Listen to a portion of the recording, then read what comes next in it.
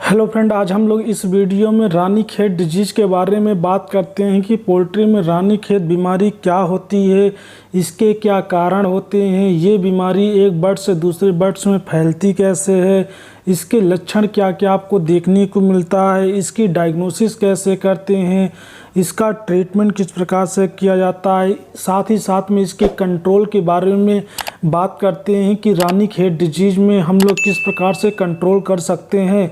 तो आइए अब हम लोग वीडियो स्टार्ट करते हैं। सबसे पहले हम लोग बात करते हैं रानीखेत डिजीज़ के सिनोनिम्स क्या है, यानी कि इसको और किस नाम से जानते हैं। तो रानीखेत डिजीज़ को हम लोग न्यूकैसल डिजीज़ कहते हैं, इसको कहीं कहीं मनमोदी डिजीज़ भी कहा जाता है। अब हम लोग बात करते हैं कि रानीखेत डिजीज़ होती क्या है। यह एक वायरल डिजीज़ होती है, बहुत सी डेंजरस डिजीज़ होती है जो खास करके मुर्गियों में यानी कि पोल्ट्री में पाई जाती है। अब हम लोग बात करते हैं कि रानीखेत डिजीज़ किस कारण से होती है। तो रानीखेत डिजीज़ एक पैरामिक्सोवायरस होता है, उसके कारण से होती है। ये रानीखेत डिजीज़ जो होती है सभी ग्रुप के मतलब सभी एज में अफेक्ट करती है, यानी कि मुर्गी की ऑल एज में अफेक्ट करती है। इसकी जो मॉर्बिडिटी रेट होती है, वो फैलने की जो दर होती है 100% होती है।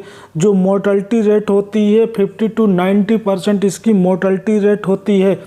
अब हम लोग बात करते हैं कि रानीखेत डिजीज़ के ट्रांसमिशन क्या होते हैं, कि यानी कि ये डिजीज़ फैलती कैसे है।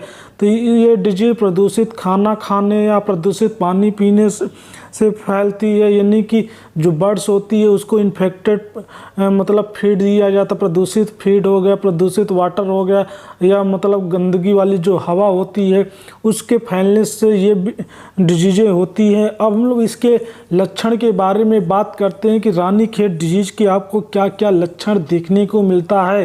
तो इसमें क्या होता है, जो बर्ड होता है खाना पानी छोड़ देता है, सुस्त कमज़ोर हो जाएगा, जो उसके पंख होते हैं मुर्गी के पंख झड़ने लगते हैं, उसमें मतलब वो मुंह खोल के सांस लेने लगती है, उसमें स्नीजिंग कफिंग यानी कि छींकने की आवाज़ आएगी, खांसने की आवाज़ आती है, जो मतलब नाक से घर्र घर्र की आवाज़ आपको देखने को मिलती है। इसमें जो वो बीट करती है, ग्रीनिश वाटरी डायरिया करने लगती है। इसके जो पैर होते हैं मतलब दोनों पैर पैरालिसिस हो जाते हैं, यानी कि लंगड़ा के चलने लगती है, या पंख जो उसके होते हैं पंख मतलब पैरालिसिस हो जाते हैं, जिसके कारण वो उड़ नहीं पाती है।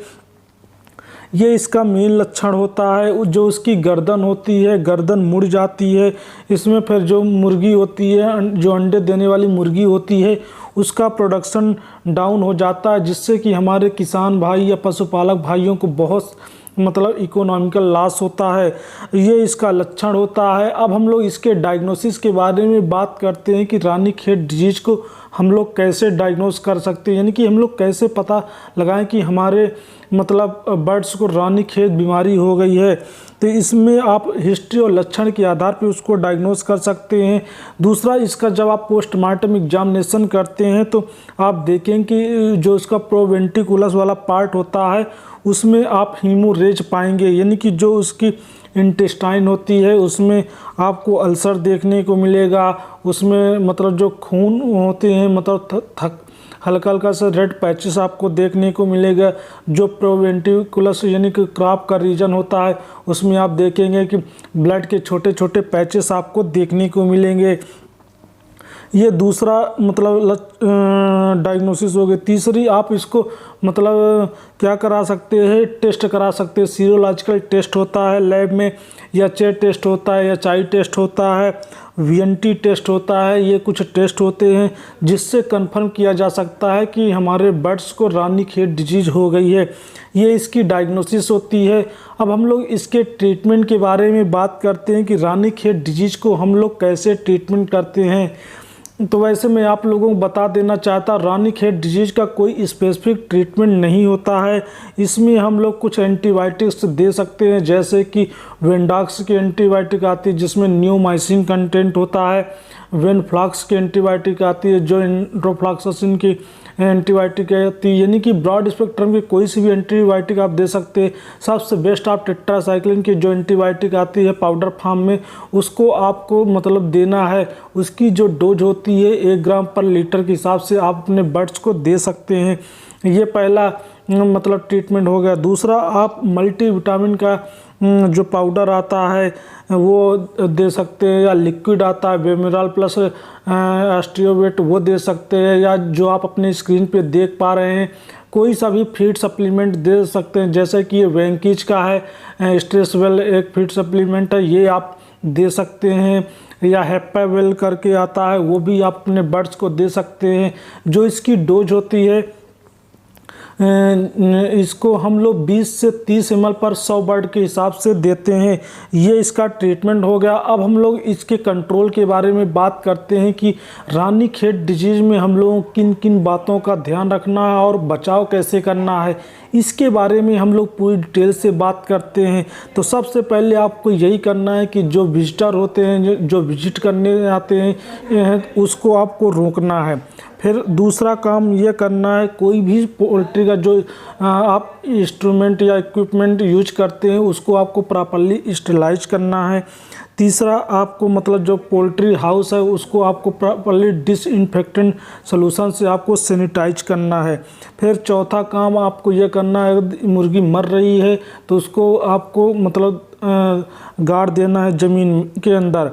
फिर आपको अगला काम क्या करना है, जो रोडेंट्स यानी कि जो चूहे वगैरह होते हैं उनको कंट्रोल करना है, जो मक्खी वगैरह होती है उसको कंट्रोल करना है। फिर जो हेल्दी बर्ड होती है, जो अफेक्टेड बर्ड होती है उसको अफेक्टेड बर्ड को हेल्दी बर्ड से आपको अलग करना है। ये इसका मतलब प्रिवेंशन हो गया। कंट्रोल के लिए हम लोग इसका वैक्सीनेशन करते हैं।